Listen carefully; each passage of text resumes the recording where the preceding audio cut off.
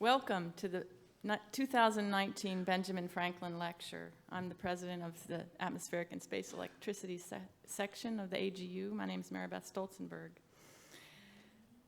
The ASE Focus Group, now the ASE section, established the Benjamin Franklin Lecture in 2003 to recognize outstanding scientists in any area of ASE. The lecture is named in honor of Benjamin Franklin, one of the earliest American geophysicists, for his pioneering work on thunderstorm electricity and lightning protection. The Franklin Lecture is chosen biannually by a committee.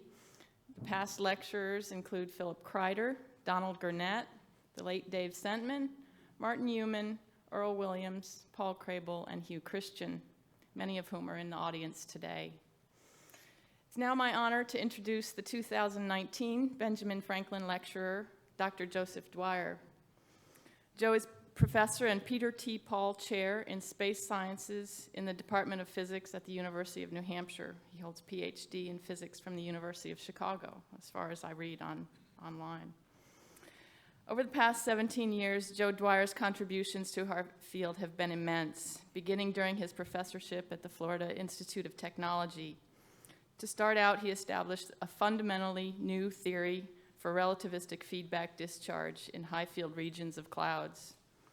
This discharge mechanism, in addition to providing critical insights about thunderstorm electricity, is now a leading candidate for the generation by thunderstorms of high-energy radiation known as terrestrial gamma-ray flashes. Joe, along with students and many other colleagues, then went on to make fundamentally new measurements with the ground-based array showing that high-energy gamma rays and X-rays are emitted by thunderstorms and by particular lightning processes. Over the years, Joe's work in this field has nearly continuously expanded from theory and simulation to high-voltage lab experiments, airborne measurement campaigns, and to an extensive network of international collaborators.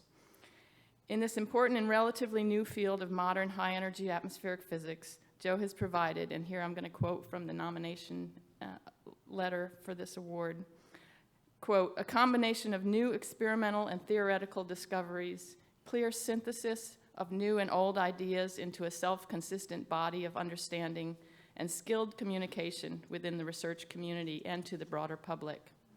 Please join me in welcoming Dr. Joseph Dwyer to give the 2019 Franklin Lecture entitled X-ray and Gamma Ray Emissions from Thunderstorms and Lightning.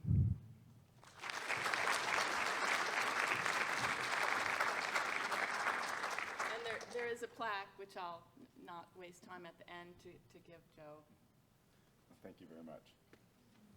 Thank you, Maribeth, and thank you all for coming this morning. I also would like to thank the AGU and other people in atmospheric and space electricity for this opportunity to tell you about my research. So I'm going to be telling you about gamma rays and X-rays coming from thunderstorms and lightning, but sort of more broadly, why would someone want to study thunderstorms and lightning? I mean, lightning happens all the time, and didn't Benjamin Franklin figure that all out a couple hundred years ago? In fact, that was what I thought when I first got into this field back in 2001. I figured somebody must have figured all this out. And yet, despite how common lightning is, everybody knows about lightning. In 267 years since the kite experiment, there's a lot of really big questions we don't know about thunderstorms and lightning. Very basic questions, and I'm just going to list them here and go through them very quickly. First one is, how do thunderstorms charge up? Now, there are certainly things we know about that, but there's a lot of big questions that remain about exactly how that happens.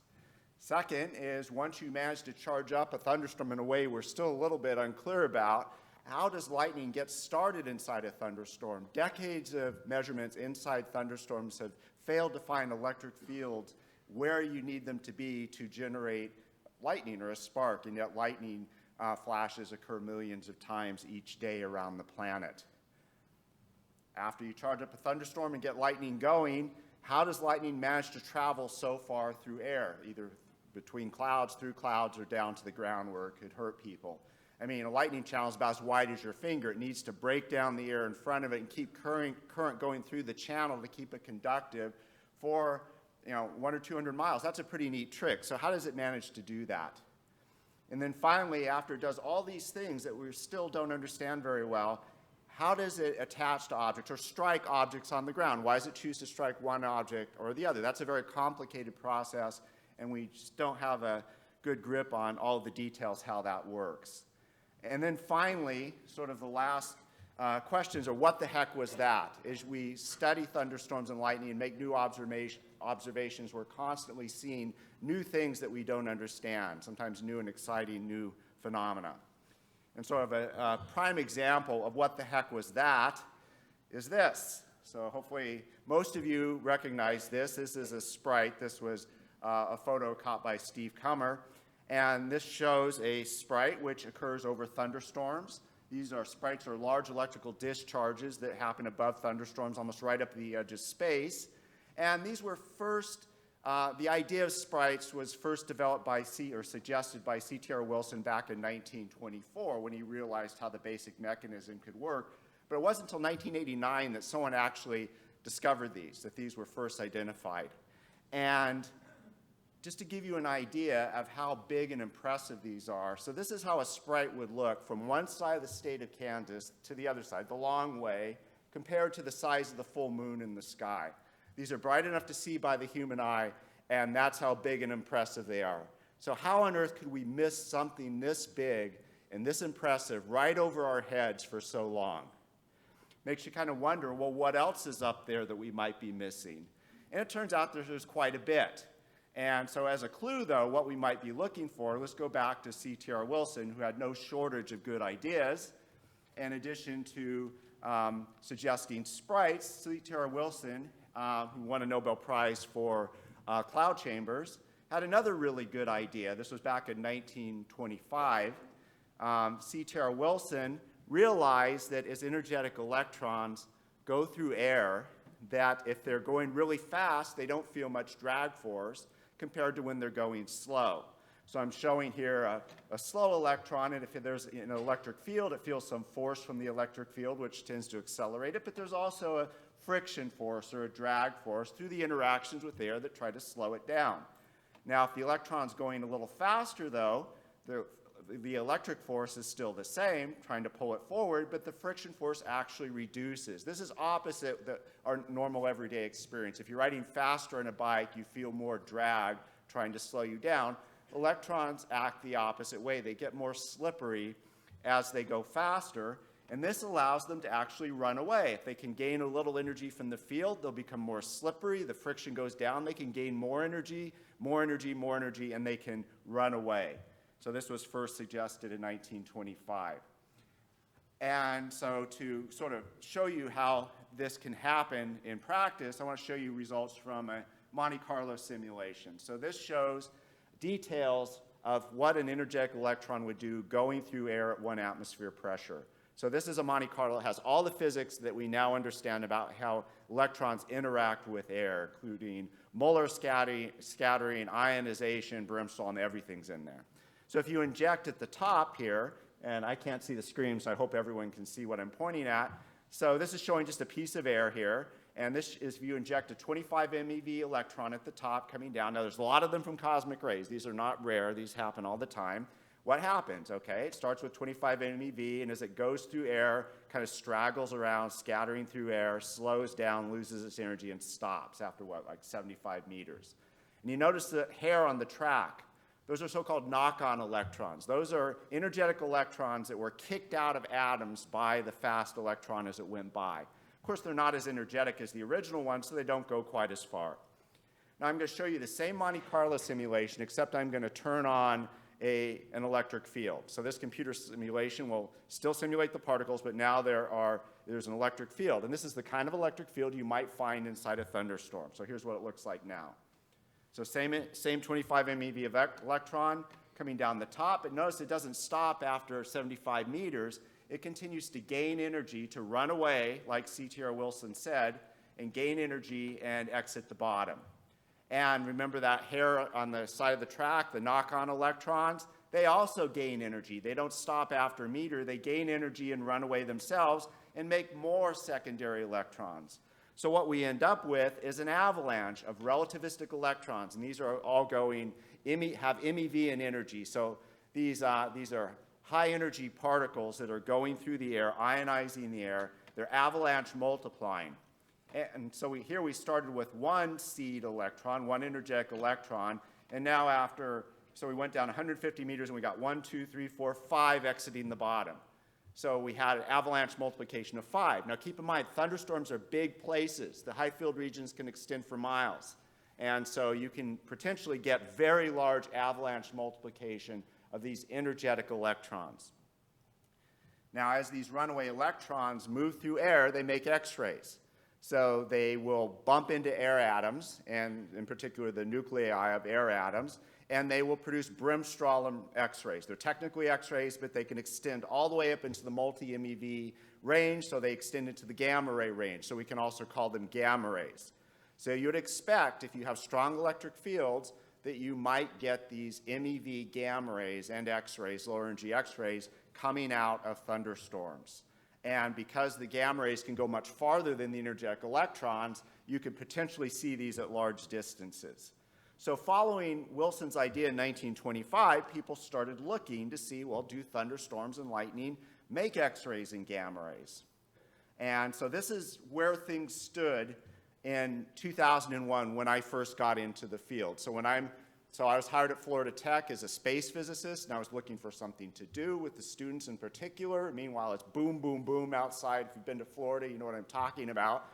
And so I'm going, hey, I'm wondering if there's something I can do with this lightning stuff. And I'd heard stories about X-rays from lightning. It kind of, in my mind, it occupied the same place as Bigfoot and the Loch Ness Monster. But I looked into it, looked a little bit into the literature, and this is what I saw.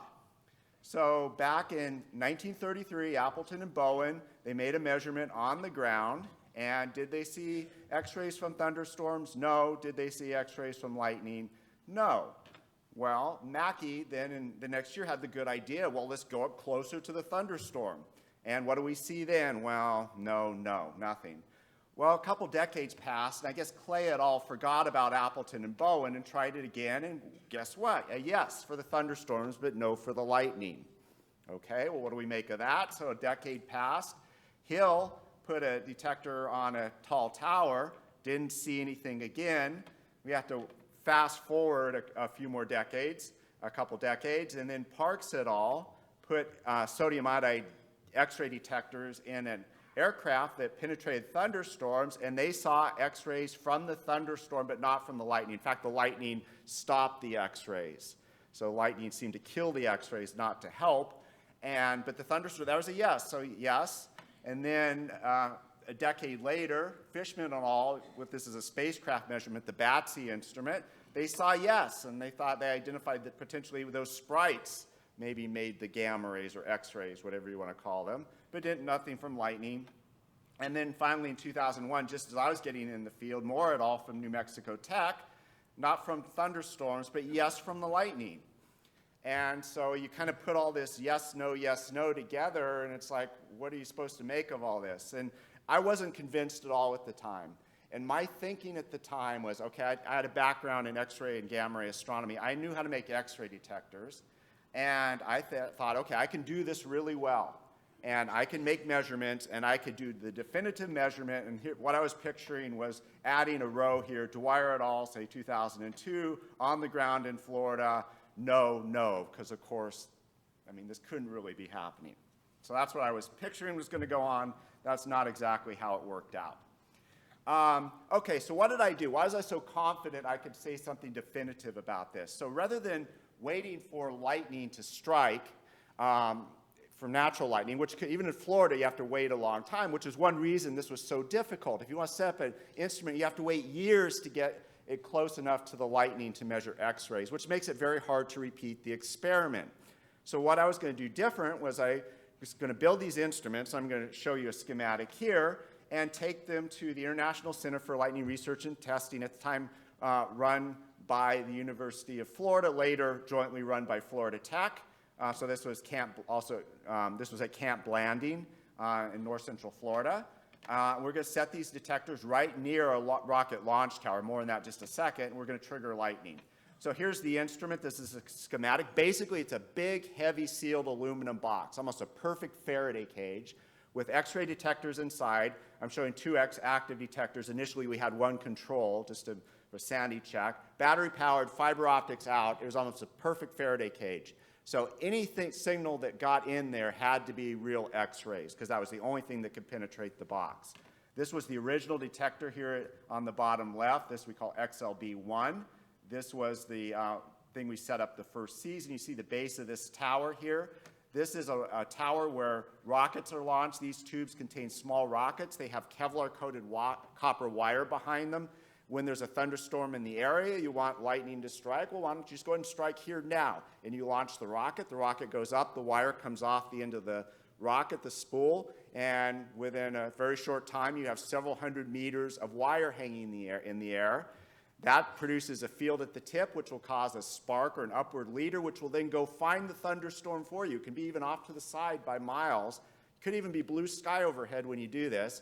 It will find the thunderstorm for you and provide a convenient path for the lightning to follow back down to the launcher. So you know where and when lightning is going to strike. So this is a photograph, courtesy of the University of Florida, of rocket-triggered lightning. What we're looking at, here's the, we'll go back here. So you're seeing the top of the tower here. These are the tubes that have the rockets. These rockets are about 1 meter tall, basically glorified model rockets. So you're going to see the top of the tower right there. So the rocket launched here. This is the wire burning. This is the exploding wire, this part in here.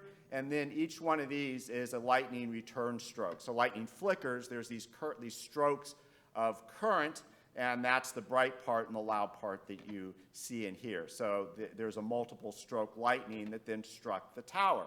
So we can then set up our experiments and study this. So this is a little video of what this looks like. So I'm going to turn on. You're going to see, again, the tubes here. The rocket will launch, and you'll see the lightning. 3, 2, 1, fire.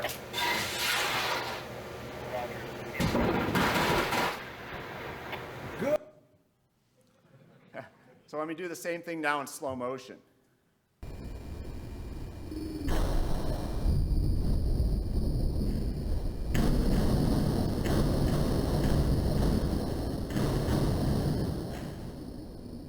Really satisfies my inner mad scientist.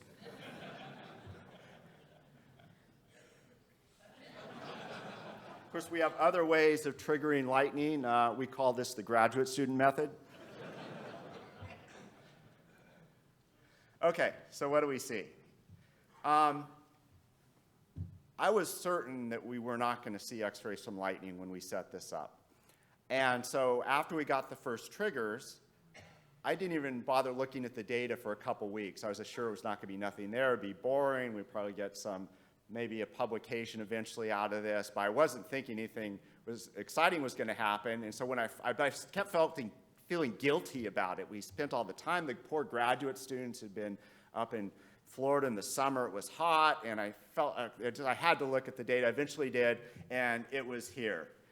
It was obvious. So what you're seeing here, this is a picture of the rocket-triggered lightning like I showed. This is okay, I have to explain this a little bit. So this is showing 20 microseconds of data. This is what you would see from the detectors if you put a radioactive source and got one gamma ray. So this is sort of the characteristic response of the detectors. These are the X-rays from rocket-triggered lightning. The time of the bright return stroke, the brightest part of the lightning, the highest current part is at 0. This stuff here is 60 microseconds, so the time scale is a little different than up here, so they're a little narrower. The time scale is 60 microseconds before the return stroke. This is when the lightning is propagating back down towards the rocket launcher. The lightning's still in the air, coming down. As it's propagating down, it is emitting a lot of X-rays. Each one of these pulses, which we can fit to the data very well, it corresponds exactly to what we'd expect from X-rays. In fact, we can get the energies out. These are going into the gamma ray range. We now know these are mostly, say, MeV, couple hundred keV kind of X-rays. They come in bursts, and these are big signals. This is just showing the raw data coming out of the digitizer. And you notice the volt scale, 1 volt. These are not little signals you need to tease out of the background. These are big in-your-face signals. And okay, that was cool. Okay, we see what looks like X-rays from lightning. So was it real? So what was so nice about this is we could repeat it. With triggered lightning, you can do it again. So you can think about, well, maybe I need to change this, or let's check this. I'm worried about that. Let's change the setup and do it again. We did this all summer long. It was always the same. Every time we triggered, we saw lots and lots of X-rays coming out of lightning as the lightning was propagating down to the ground. Eventually, we got some natural lightning nearby. Natural lightning will strike the center there a couple times a year, usually close enough to get lightning. And sure enough, so this is showing natural cloud to ground, negative cloud to ground lightning. I'm showing the electric field measured on the ground and again the X-rays. And again, each one of these negative pulses shows a burst of X-rays coming out of the lightning as it's detected. This is pretty much just raw data I'm plotting. And what's interesting is the lightning approaches the ground, you see the electric field deflecting down, but you notice these little dips here. I've got them marked by these vertical dotted lines. Those are the stepping. So negative lightning doesn't travel continuously. It does it in a stepwise way. It'll go a little bit forward, pause, almost like it runs out of steam, and then it will suddenly leap forward tens of meters, pause, leap forward tens of meters. And so that's how it propagates. But it's confusing how exactly it does that, why it does that. What we're seeing here is each time lightning steps forward, you get these little dips in the electric field. And if you come up here, that's precisely when the X-rays come out. So the X-rays are produced in bursts every time the lightning steps forward. So there's a connection here between the X-ray emission and how lightning propagates. And remember, lightning propagation is one of the big questions we're still trying to answer. So we have new insight now. We're actually kind of have X-rays of the lightning as it's doing its thing. So this is really cool. And so now we know lightning makes X-rays, the kind of X-rays you might get in, say, a CT scan or a chest X-ray. So this sort of shows you the side effects of golfing in Florida in July. And so if lightning struck nearby, you're basically getting X-rayed. And this actually reminds me, so if you've ever watched cartoons when you were a kid, that, you know, Bugs Bunny or Elmer Fudd would get struck by lightning, and suddenly you would see their skeleton as if they were illuminated by X-rays. Now, I always thought that was ridiculous. That's not how sparks work. Well, it turns out the cartoonists were right all along. Okay, so I'd been giving this basic talk for a couple years. We had done this work with X-rays from lightning and made a lot of progress. We made a lot of measurements. We're really confident in our results. And I would give a talk like this, and if it was a short talk, I'd conclude somewhere around now, and I'd say, therefore, lightning is not like an ordinary spark. So lightning does different, emits X-rays, and obviously ordinary sparks don't. And after I kept saying that enough times, I started wondering, well, people didn't really think lightning made X-rays a couple years ago, so how am I so certain sparks don't emit X-rays? And so we took our same detectors, the same ones that we had used at the Lightning Center at Camp Blanding, and we took them up to a lightning lab in Massachusetts, Lightning Technologies, Inc. in Pittsfield, Massachusetts. They have a very large Marx Generator.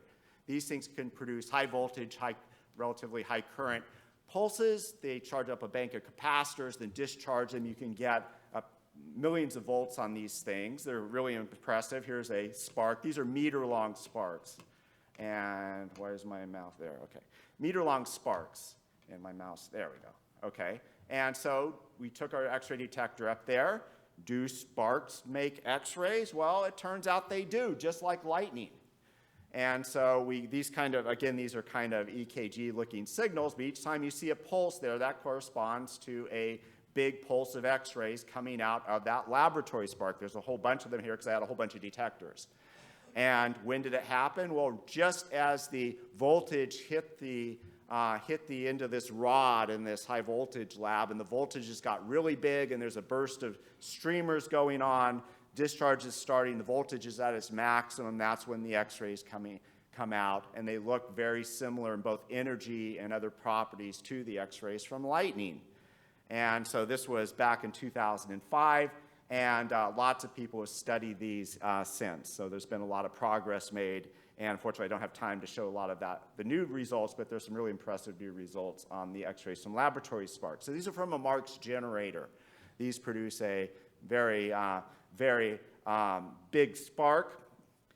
But we were up at this time back in 2005, and we're in Pittsfield, and that's not too far from Boston. Down at the time I was in Florida, so we drove up all the way up to Massachusetts. We were in Pittsfield, so why don't we just go ahead and go to the Boston Museum of Science and see if the world's largest air-insulated Van de Graaff generator made X-rays, because those are really big sparks too. And Earl Williams met us there, and we spent the afternoon with these X-ray detectors looking at sparks of both polarity all day. In fact, we even took my X-ray detector so you can see it. Let's see. You can see right there, there's my X-ray detector, the same one that was sitting in front of the launch tower at Camp Blanding I showed earlier. And so there's the X-ray detector, and there's that really big spark coming out of this Van de Graaff machine. That's me right there. And by the way, I had to sign something saying my family wouldn't sue the Boston Museum of Science if I died doing this. This is where you really test your faith in physics, right? Okay, I understand the concept of a Faraday cage, but are you willing to put your life, on the line there? And of course, I mean, it's perfectly safe. That's me. And then, of course, that's less than 2 feet between that spark and my nose. So what did we see? Absolutely nothing. We sparked that thing all day. And the reason we went up in this thing was we were trying to get it. We had not seen any X-rays all day from the sparks. We had it right at the base. And so we thought, well, maybe if we get really close to it, maybe we can pick up some X-rays. And no, nothing all day long. So the Marx Generator, the sparks were similar length, but it's made in a different way, where you discharge a capacitor bank very rapidly. This produced also similar voltages and very big sparks, but no X-rays whatsoever. So some sparks do make X-rays, Marx generators and lightning, but other sparks like those at the Boston Museum of Science from a Van de Graaff machine don't, and we still really don't understand why some do and some don't. So so we did this, and okay, so now we have another way of looking at this, but meanwhile we're still working at the Lightning Center with the University of Florida at Camp Blanding doing the rocket-triggered lightning, because that's still really useful and we're still learning a lot of stuff. And after a few years of showing plots like I've been showing you, these sort of EKG wiggle plots that'll show a pulse of X-rays, I mean, if you look at these enough, that's okay, but it's not very satisfying. I mean, you really want to know, what does it look like coming out of the lightning? So I thought, okay, wouldn't it be nice to actually make an X-ray camera and actually take a photograph of what this lightning looks like in X-rays? In other words, what would Superman see if Superman could look at lightning? And so we put together a bunch of spare tubes that we had been using to study the X-rays from lightning. We put it together in a pinhole camera. Now, when you're thinking pinhole camera, you're probably thinking a camera with literally a pinhole in it, but same principle, but our pinhole was 3 inches in diameter, which matched the diameter of our X-ray tubes. So we had at the back of this, we had an array of X-ray tubes to form the image, and there's a pinhole at the front of this. This whole box had 2,000 pounds of lead around it, because a pinhole camera doesn't work if stuff comes in from the side. It has to all come in through the pinhole, so we needed to block off all the X-rays from coming in from other directions. So it had basically a ½ inch of lead everywhere except in the front. It had an inch of lead in the front with the pinhole. And we tried hard to think of a really catchy name for this. Eventually I gave up. We just called it X-Cam for X-ray camera. So here it is, ready to go. It's looking at the sky above the launch tower, which should now look familiar. There's where the rocket tubes are. Rocket come up there. The lightning will be here. And then we're ready to take an image of lightning and X-rays. And this is a nice photograph by Dustin Hill. He was a grad student at the time at the University of Florida. So what did we see? Well, here it is. So I can't just stop with one image. We took a whole series of images. And I'm showing a series of images. Now, everything that's not black here are X-rays from lightning. I put in a little bit of animation here just to show you where the launch tower is. So here's a little cartoon showing that's the launch tower, the size. And this is showing where the camera was looking above the tower. You can see the scale here. And I even put a little yellow line to show you where the lightning was at the time. So each image here is 1/10 of a microsecond apart. Okay, now I don't have that many pixels in this, but I mean, come on, I'm measuring X-rays from lightning at 10 million frames a second. Okay, so this is what we see. So you can see here's the lightning leader, and all the X-rays are coming, or most of them are coming right where the tip is. And if you just follow along from left to right, my mouse keeps giving me trouble here, left to right then down, you can see that as the lightning comes down, and it's coming down at about the 10th the speed of light, the X-rays are coming right from the tip. And then when it attaches, it gets really, really bright. In fact, you see okay, so this is the attachment process down here. Again, something that's not perfectly understood. And we get big bursts of X-rays, and the X-rays actually get so hard they go into the gamma ray range. And this stuff here, this green, there's no background in this. Everything you're seeing are X-rays and gamma rays, but this stuff here is so bright, it's actually coming through an inch of lead. That camera with 2,000 pounds of lead is becoming transparent to the X-rays. They're so energetic during the attachment process. So anyway, this is what it looks like. So the X-rays are coming from near the tip, and that's consistent with what we're seeing from the Marx Generator. The X-rays seem to be coming from where all the vigorous streamer activity is, where the breakdown's happening near the tip. So that again is consistent. Now, another story about X-rays from lightning and measurements at Camp Blanding was, so we had been doing this, this was our second year at Camp Blanding. So this is a few years before the X-ray camera. We've been doing this a couple years, and this summer we had several X-ray detectors out in the field, and we'd been measuring X-rays from lightning all summer long. We got lots and lots of triggers. It was a very successful summer. And the thing is about this place, it's in north central Florida in July. And so this is really hot there. It's very humid, it's very hot, the sun's very bright, and it's just miserable. It's really sandy there. It's hard walking around carrying these boxes. They weigh like 200 pounds because there's so much aluminum to make a good Faraday cage. And we were just tired. And University of Florida, meanwhile, wanted to move their launcher. They also have a portable rocket launcher. They don't always have to launch from the tower. It's basically a bucket truck with some rocket tubes on it. And so they decided they wanted to do some other experiments. So they moved the launcher way the heck over to the end of the field, too far away to really see X-rays from lightning. And I'm tired, okay? So I'm done. I just want to leave the boxes where they are. I don't want to chase after them and spend a weekend moving the boxes near the launcher. So we just left it where it was. Turns out that when they triggered, we didn't see really any X-rays from lightning as expected, but we saw something else. And this again just shows it really is good to be lucky, because we got really lucky. And so what we're seeing here, I'm showing a sequence of time. So each time is 75 microseconds. So we're going to start off here. And you notice this gives you an idea what the background is. There's virtually no background on these time scales. So everything you see, every pulse you see is real. These are gamma rays, actually. So what's going on is they launched the thing. They made the leader that went up. But as the leader was going up, it reached the thunderstorm a few kilometers up, and then something came back down. And this was before the lightning return stroke. The lightning return stroke, where all the X-rays are coming down from the leader, that's way, way after.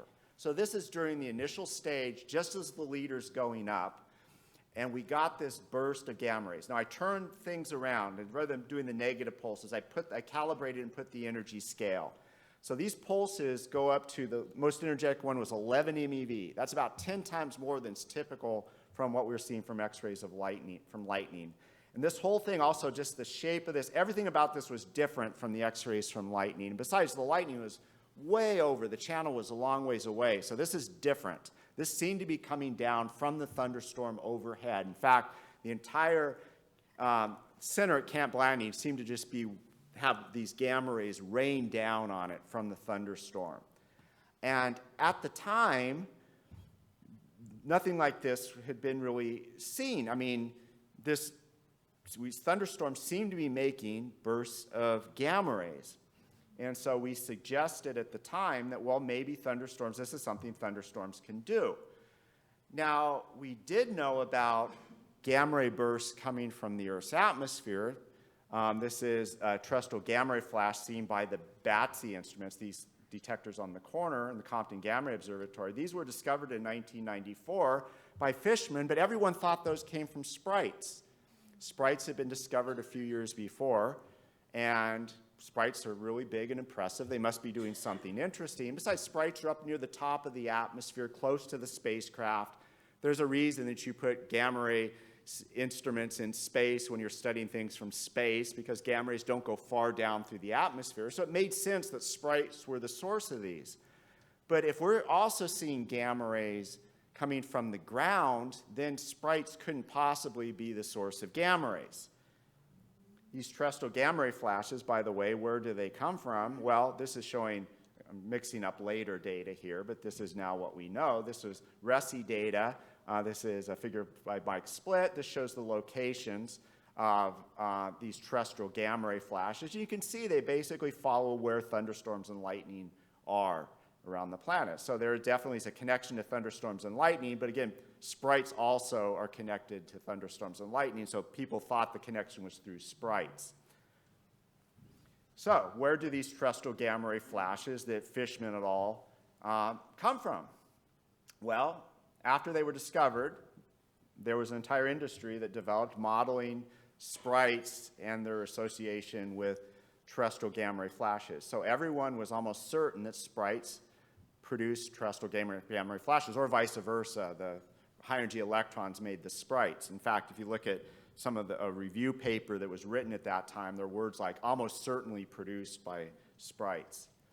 And we now know that the source of these terrestrial gamma ray flashes is not sprites, has nothing to do with sprites. It actually comes from thunderstorms deep in the atmosphere. Now, ironically, I'll show you why I know this, but ironically here, so we kind of initially ruled out TLEs as the source, but there was a press release from ASIM. ASIM has recently shown, and there's a science paper out on this now, that terrestrial gamma ray flashes also, the mechanism that makes terrestrial gamma ray flashes makes a big current pulse that produces an ELV. So ELVs are associated with at least the mechanism that makes terrestrial gamma ray flashes. The TGFs aren't made up here, they're made down here, but there is a connection back with the TLE, so there's a little bit of irony there. Okay, so how do we know about all this? Well, more spacecraft have been measuring terrestrial gamma ray flashes.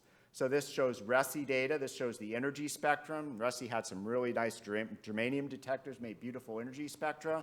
We can do simulations, Monte Carlo simulations. The same one I actually showed you with the electron going through the air initially to show you the idea of the runaway electron avalanches. We can do simulations of it propagating through air, and you can figure out actually the altitude that it came from, how much air passed through. And we can see that it didn't come from sprite altitudes. The source was down inside thunderstorms. Later, VLF, LF measurements, in particular by Steve Kummer, showed that you can actually see where the lightning is and where the current pulses associated with the terrestrial gamma ray flash occur. And again, these are down deep inside the thunderstorm, 12 or 13 kilometers. So that's actually quite well established. And so that gamma ray flash that we saw on the ground back in early days in Florida, that also seemed just to be a normal terrestrial gamma ray flash. It just happened to be made a little bit lower in the cloud, pointed down, but same basic mechanism. So thunderstorms can shoot these things out in all directions. Now, back in, this was back around 2006 or so, 2007, we were pretty much patting ourselves in the back. Good job, we figured out where these things are coming from, not sprites, no sorry, down thunderstorms, all was great.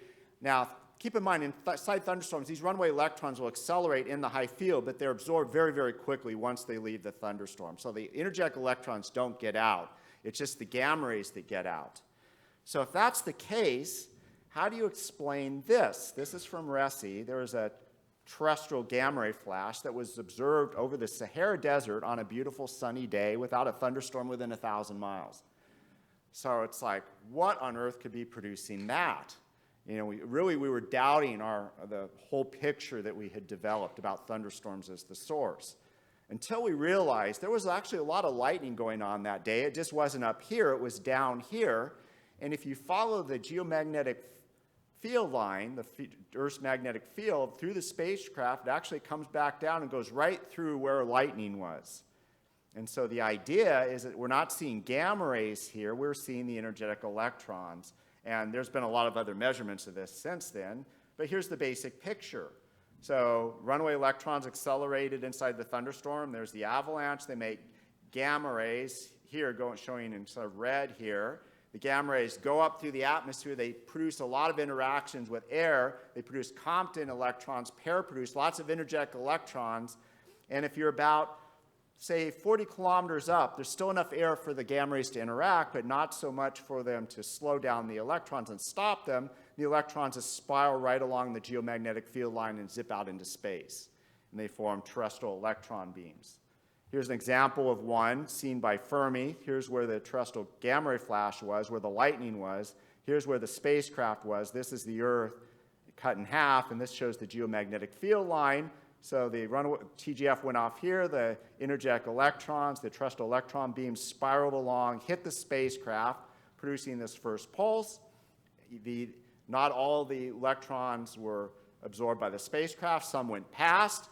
As the electrons went past, they were spiraling in the field. The magnetic field's stronger. They magnetic mirrored and came back and hit the spacecraft a second time, producing that second pulse. And the spacecraft also lit up in 511 because there were a lot of positrons in this, because a lot of the electrons were made by pair production from the terrestrial gamma ray flash. So these are called terrestrial electron beams, and they're now part of the sort of standard TGF picture. In fact, here is what a TGF might look like if you can see one. This was part of a NASA press release, actually, for that terrestrial electron beam event. NASA asked me could I use my Monte Carlo, the same one I've been talking about, to generate some kind of an image of a TGF. So I did it. I ran the Monte Carlo. This has all the physics in it. This is actually how the gamma rays come out. That's the terrestrial electron beam, positrons and electrons there, forming a tight beam coming out. So those are all the gamma rays coming out from some thunderstorm here.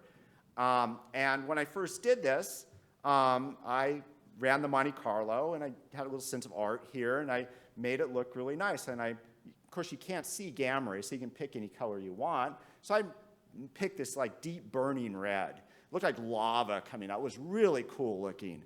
And I sent it into NASA, and they go, that's nice, but no, they're the wrong color. And it's like, what are you talking about? Gamma rays don't have a color. You can pick any color you want. But no, it turns out there is an official gamma ray color of NASA, and that's it. It's pink.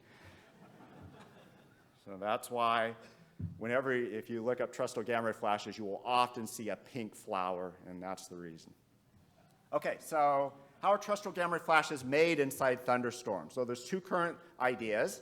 One is, it's kind of supercharged X-rays from lightning. Lightning makes X-rays runaway electrons. We've seen it in the lab. We've seen it with lightning. If you put lightning inside a thunderstorm, you get really big fields. These runaway electrons could keep going, avalanche, multiply, and you can maybe see it from space.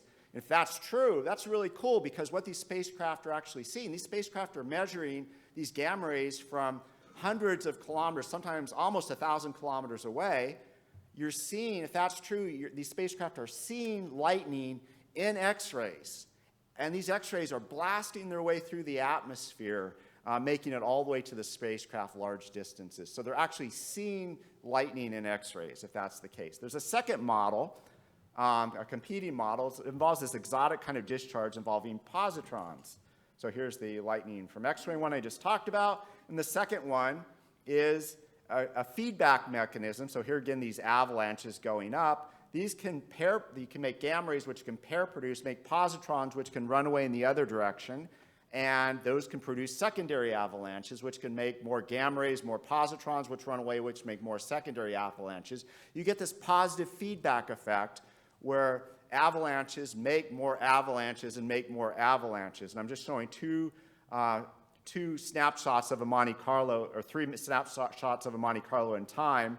This is after half a microsecond, after 2 microseconds, and after 10 microseconds. All these avalanches are internally generated. It becomes self-sustaining. And you get an increasing number of runaway electron avalanches and gamma rays just from this internal sort of chain reaction. And this will keep going until eventually the thunderstorm field collapses. So this is called a relativistic feedback discharge, aka dark lightning, because it doesn't make a lot of optical emission, but produces very large current pulses in addition to the gamma rays. So this is maybe what it would kind of look like, a little bit more interesting picture here. So you got the avalanches, avalanches, positrons. So this could potentially make a TGF. Modeling shows that you can capture a lot of the features of TGFs with this kind of a discharge. If you turn the knobs down a little bit, you can sort of get the thing not to sort of explode, but just to kind of do a low simmer. And you can just sort of have it continuously go for long periods of time. Those are called gamma ray glows.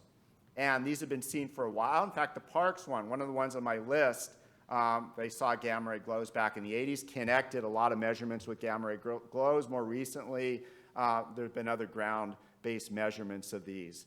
I was involved in an aircraft campaign with David Smith a few years back where we put one of his instruments on a G5 and we're flying around thunderstorms. As we go by thunderstorms, the gamma ray detectors would light up. So thunderstorms often glow in gamma rays. These are like second-to-minute long gamma ray emissions. They just kind of produce a soft glow of gamma rays, and as you go past it, you can see it. So we were flying around in this aircraft studying these, and it turns out this aircraft campaign, which was in 2009, they decided to fly down in Melbourne, Florida. In-car decided that's where they wanted to fly in this G5, and I'm Florida Tech, where I was in Melbourne. It's like the airport's like 3 miles from my house. And it's like, okay, I don't really like flying that much, but come on, I mean, it's like a research aircraft. I've got to go on this thing. I mean, it's like a once-in-a-lifetime opportunity. So I agreed that I would fly along with some of the other students, and David, we took turns on this aircraft along with this instrument called Adele. And the first flight was great. The G5 flies really, really high. These are like, 45,000 feet. Has really big windows, and you can like look out these huge windows down these towers, 40,000-foot towers of clouds. It was really cool. And it actually wasn't very bumpy. It was just pretty smooth. We'd fly around. We weren't supposed to go too near the thunderstorms, just close enough to measure the glow. So I went on the first flight, and it was great. I loved it. And so I went on another flight, and it was also really cool. And I'm really getting into this. And then I went on the third flight, and that one was a big mistake. This shows you the trajectory of the G5 on this flight with me on it. So here's going here, past here, and these show where the lightning is, where the thunderstorm cells are. Went around this way, looped back around this way, and bam, right through the middle, the convective core of a thunderstorm. It wasn't fun. It got really bumpy at first, and then the aircraft, it started sort of rolling back and forth like this. And after a few seconds of this, it's like spinning around like 5 times. The whole room spins. So you have no idea what's up and what's down. And to me, it felt like the aircraft was barrel rolling. That's what I actually thought we were doing, because you can't see outside. You're inside a cloud. And oh, by the way, we plummeted 3,000 feet while it's doing that. So I really thought at the time that I was barrel rolling. The plane was barrel rolling into the ground. And your first instinct is you want to grab onto something. But you're in this 5-point harness. There's no armrests on this seat. There's nothing to hang on to. So I'm grabbing on to the seat underneath like this, trying to hang on, just trying to have something to hang on to. And I'm thinking, I'm going to die, I'm going to die, I'm going to die. And then suddenly Adele lit up. And it's like, ooh, what's that? And it turns out we went right through a gamma ray glow source region. And this shows the data we got. So by the way, I didn't die. Here's the data we got. So this shows 50 seconds of data. This is all the scary part in here. And this shows this is a really big gamma ray glow right through the middle of one of these things. And that's a whole other subject. I'm not going to talk about that. Actually, what I'm going to talk about is these little guys. Why are you talking about the little ones? The big ones are better. No, the little ones are better. Let me tell you why.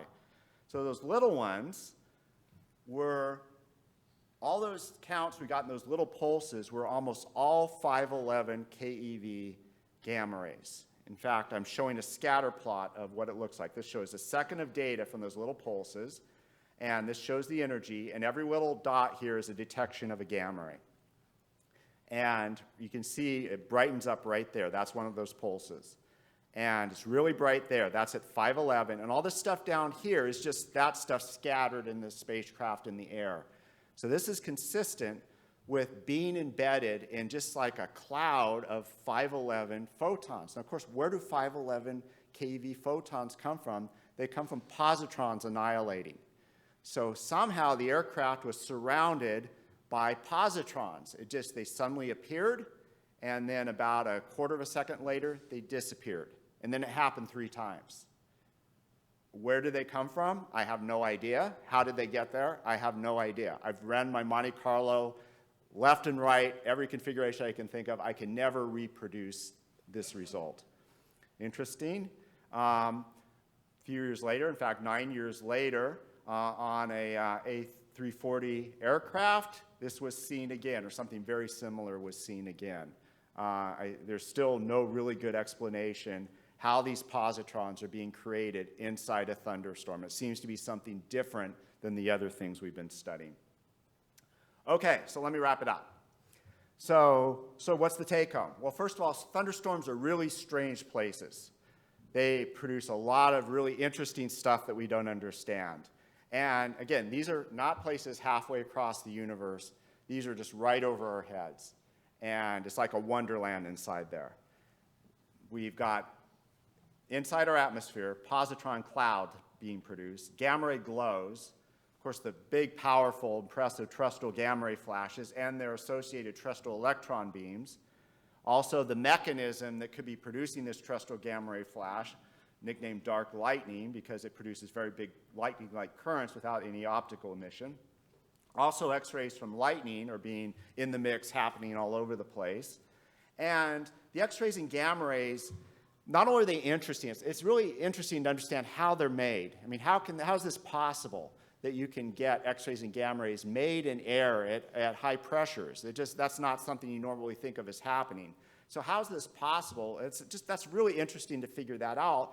But these emissions also can serve as a probe to understand what the thunderstorm electric fields are doing. When you get a gamma ray glow, the fields have to be high enough to actually you're getting close to where you need to be to make streamers.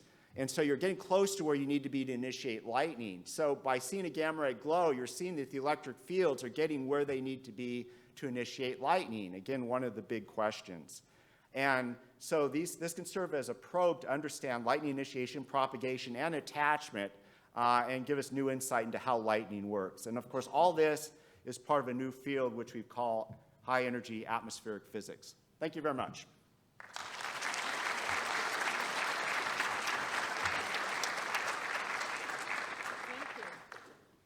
Questions? It seems like there can't possibly be any questions left to answer. There's one back there. Yeah, how much energy, what fraction of the total energy in a thunderstorm might be coming out of the X-rays and gamma rays? Okay, so the question is, what fraction of energy comes out? It is really, really small.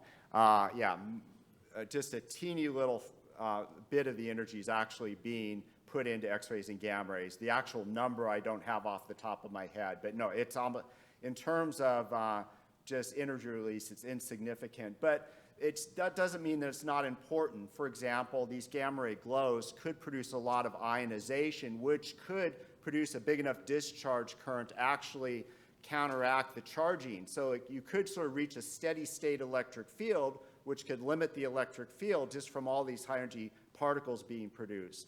So, I mean, if these ideas are right, then positrons are playing some role in thunderstorm electrification, which is, I mean, to me, that blows me away. It's really cool. Indeed. Are there other questions? Yeah, on the plot that showed the 512 keV emission. Yeah, the 511, yeah. 511, Yeah. okay. You said everything below that was scattered 512. Yes. Could you collapse that and get some sort of time signature? Get some sort of what? Time signature. What we do and what we're talking about here is all this stuff. So I mean, this stuff we do Monte Carlo simulations, and David Smith also did a lot of work on this. What we can do is we could model the source region. Was it this big around the aircraft, and include the effects of the aircraft? Was it this big? And then we can look at, if you just had a source of positrons, what kind of signal would you get? And this is how much you would get scattered. And what it does tell us is sort of the volume. So if the volume were too small around the aircraft, you wouldn't get a lot of scattering. If it was coming from a big volume of air, then you would get much more scattering. So the ratio between this line and this stuff tells you something about the volume that's being produced. So that's the information it gives you. Question over. Over. Joe, do you ever see gamma ray glows on the ground in Florida in the summertime? Not in Florida. They are seeing, unfortunately the thunderstorm, the charge centers are too high in Florida to get the glows. The glows tend to be orders and orders of magnitude less bright than the TGFs. So those TGFs are fairly easy. In fact, other ones have been seen in Florida. But the glows, they're not bright enough. So you need to be closer to the charge centers. A good place to do that is in Japan, where the thunderstorms are relatively low, the charge centers are low, or up on top of mountains, and there are a lot of observations have been made by other groups.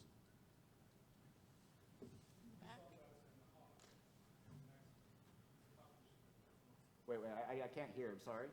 So we saw the canoes and a hawk. Okay, and Hawk, okay. So the paper was published in Physical Review. And what was the altitude? 4.2 kilometers. Okay, there you go, up high. In the back there? Yeah, I understand that the gamma rays do not only transmission on 5 level keV, but what about X-ray emission? What's the bandwidth of X-ray emission? Oh, okay, so what's the energy spectrum, just the typical normal X-ray emission? The answer depends upon what you're looking at. For terrestrial gamma ray flashes and gamma ray glows, sort of boring old gamma ray glows and terrestrial gamma ray flashes, the energy spectrum it extends up to maybe 30 or 40 MeV. It has an exponential rollover with a 7 MeV exponential rollover. So you're getting up to easily into the tens of MeV. The X-rays from lightning, the spectrum's a bit softer, and it depends upon it. It varies from event to event. Average energy is probably a few hundred keV, with some of the higher energy photons going up to a few MeV. Because there's such a difference in the spectra from the terrestrial gamma ray flashes and the X-rays from lightning, if the two are related, there has to be something else to cause a transition from this spectrum to this spectrum. One idea is you have a large thunderstorm field that continues to accelerate the electrons to high energies. More? Are there Keep more them questions? going, yeah, sure. So I have a question. Do you expect to see terrestrial gamma ray flashes going in the horizontal direction? Okay, the question was, could you see TGFs in the horizontal direction? Well, there's a certain bias in the field. Everyone just pictures all the electric fields to be vertical, because everyone pictures the charge structures to be nice, horizontal, simple, capacitor plates. And there's no reason why they couldn't go sideways if the electric fields were strong enough to direct them in that sideways direction. So it's all about just what is the charge structure of the thunderstorm. So yes, if you could get a charge structure that gave you a big electric field, sure, why not? Jeff, in the back. Joe, we know that there's not TGFs associated with the streamers from Sprites. Yeah. Do they make X-rays? Has anyone looked? From above, I guess, they'd be soft.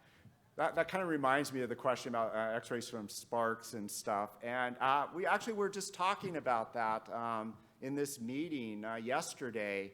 And I think we know that sprites don't make terrestrial gamma ray flashes, but that does not mean they couldn't be making X-rays.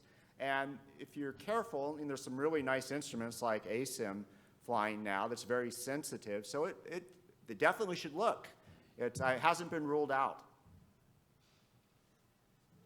Any other questions? Oh, here in front. Tom. What kind of distance scales do you have these high fields to get closed, things like that? So what's the distance scale these need to be? So sort of the way to think about it is to get avalanche multiplication, where you get these avalanches of runaway electrons. It depends upon the field strength. But if you just sort of take what's a typical thunderstorm field, you might expect what's the avalanche length. That might be 100 meters. And so you're looking to get a full TGF, you might be looking at like a kilometer of high field region. And glow, you don't need so many avalanche lengths, so several hundred meters of high field region. I think Let's- Earl over. Oh, sorry.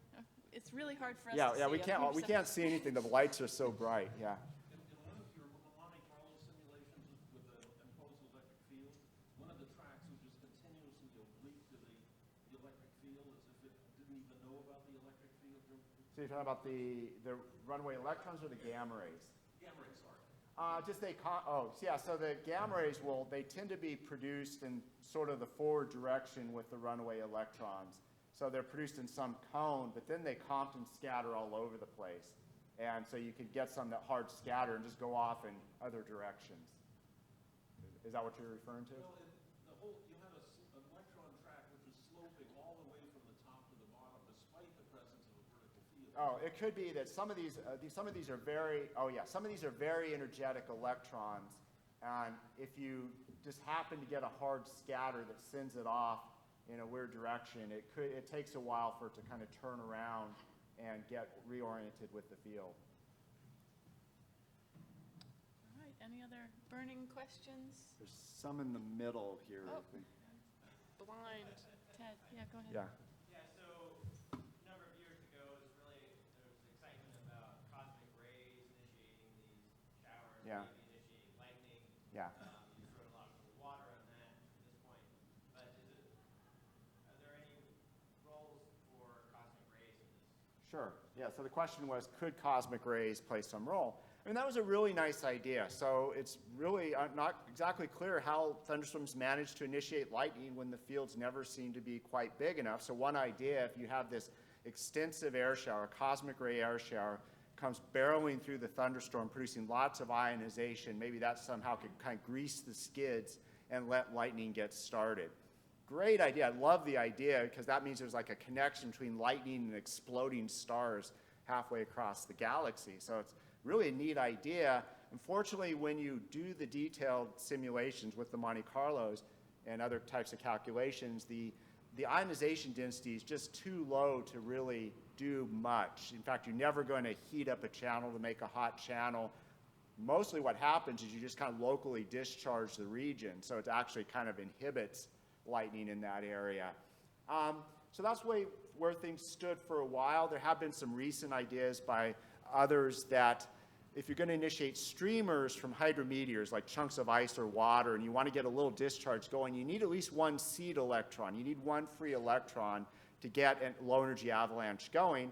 There's not a whole lot of free electrons around, not at least as many as you need, so maybe the cosmic rays do play some role, and maybe glows and things like that also help as well to provide the seed electrons from all their ionization. So there still could be a role for cosmic rays in there someplace. All right, I think we're going to quit there. If you have more questions for Joe, please see him after. So thank you again, Joe. Thank you.